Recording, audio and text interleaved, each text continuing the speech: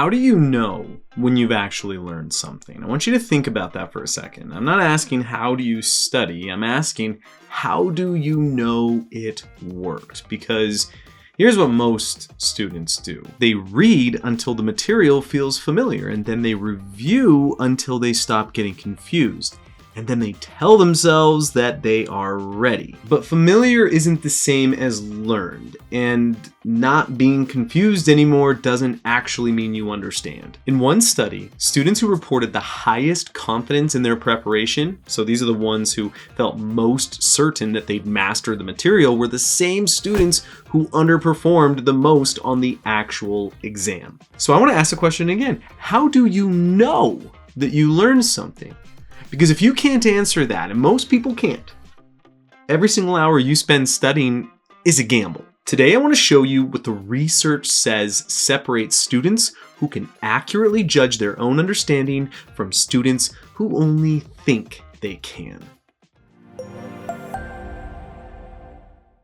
Let's start by looking at what's actually happening in your brain when you think you're learning. When you're reading something very clearly written, or you're in a lecture and the presenter is explaining it very well, something special happens.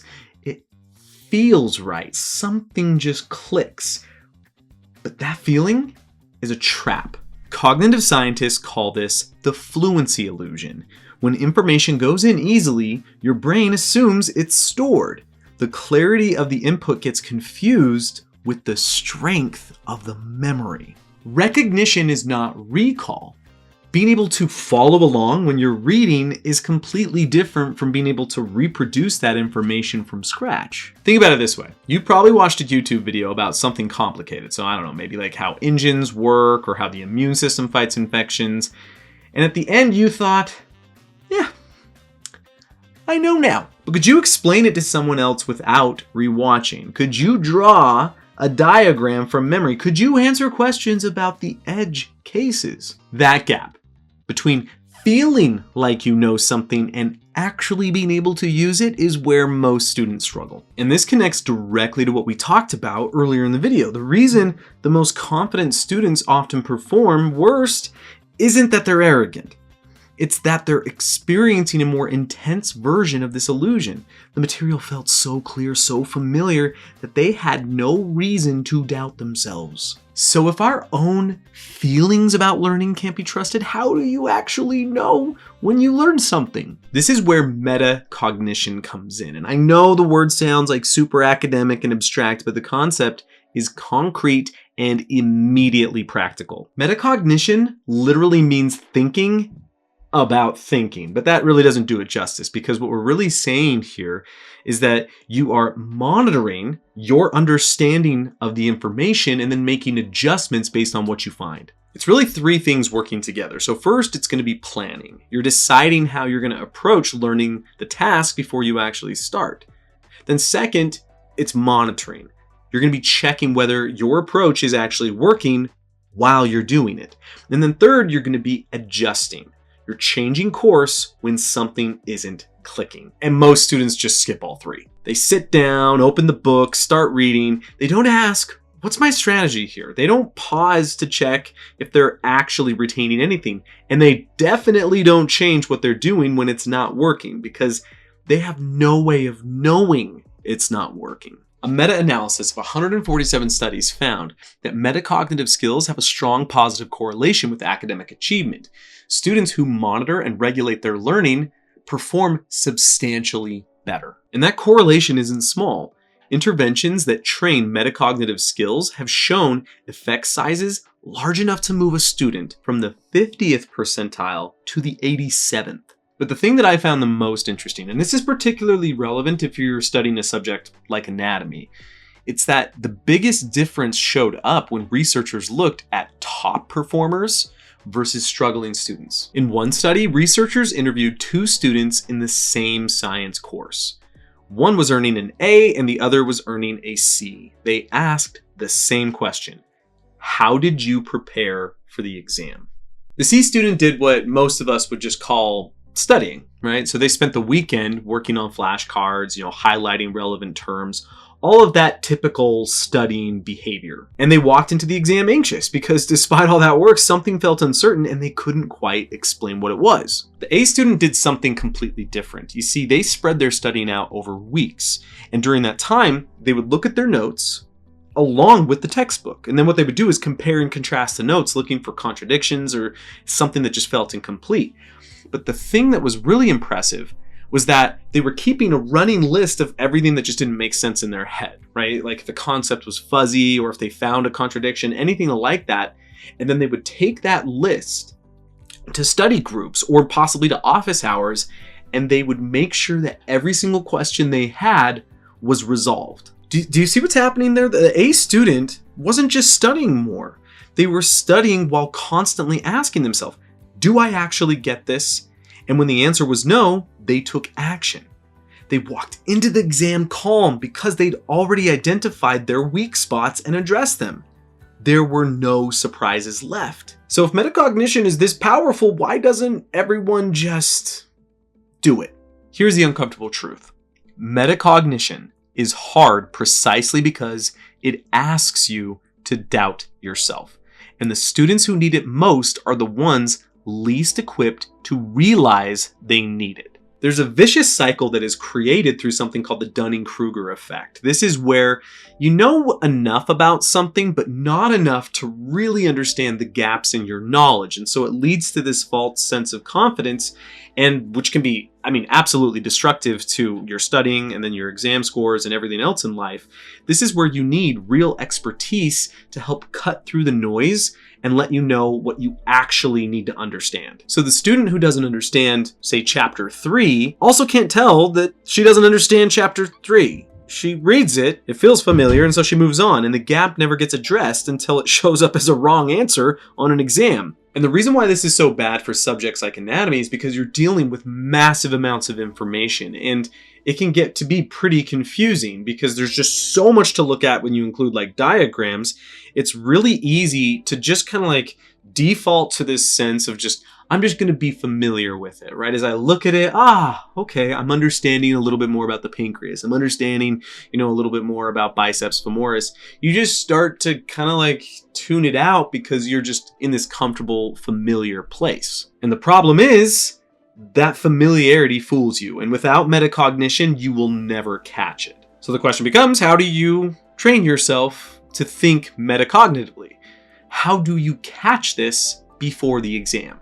The research points to one thing that works better than almost anything else. Force yourself to prove you know it before you believe you know it. In practice, that means 3 things. First, you want to build active recall into everything you do. Don't just read your notes. You want to close them and then try to reproduce the key concepts from memory. So don't just look at labeled diagrams, cover the labels and test yourself. This is uncomfortable because it exposes the gaps in your understanding immediately. You feel like you're failing, but that feeling is the learning happening. Every time you retrieve or attempt to retrieve the information, so even if it's unsuccessful, that strengthens the memory trace more than just passive review. This is actually why, to this day, and this is 100% true, I use KenHub's quizzes to test myself before a lecture. Because especially if I'm talking about something that I haven't talked about, say like in 6 months or something along those lines, I want to make sure that I know it. So I'll be using the quizzes to just force my brain to understand that information. And just due to how we structure our quizzes at KenHub, it just makes it really easy to do that. Second, you want to predict your performance and then compare that to reality. Before you take a practice quiz, make a prediction. Like ask yourself, this is what I expect of me with this quiz based on how I'm feeling. And then what you want to do is actually see how you did, right? Like you go, did I underperform or overperform, or did I do exactly as well as I thought I would? Over time, this calibrates your internal gauge. You start to recognize what true understanding actually feels like versus what false confidence feels like. And that difference becomes obvious once you've trained yourself to notice it. And third, and this is actually my favorite, this is something I have been preaching to my students for years, try to explain it. It doesn't have to be to someone in particular, although that's going to be better. The point here is you want to say it out loud.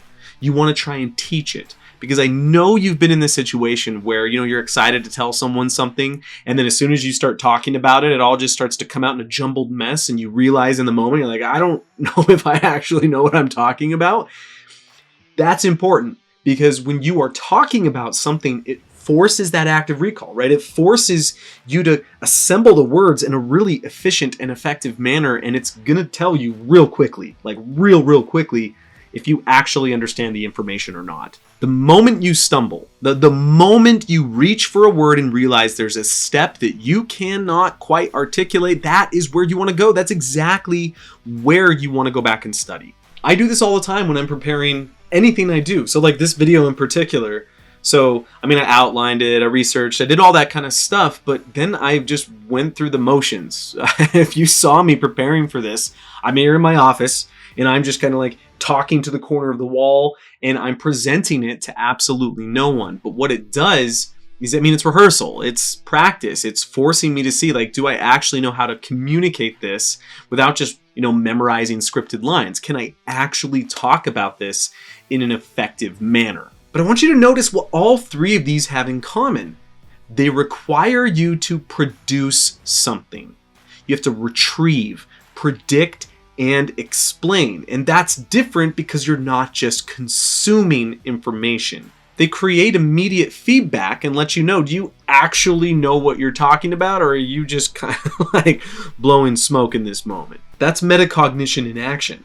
Not some abstract meditation on your thoughts. It's concrete behavior that surfaces hidden gaps. But there's one more thing that actually makes this work, and it's also the thing that most students skip, even when they start to monitor their understanding. There's a researcher that describes it as the difference between being a thermometer and being a thermostat.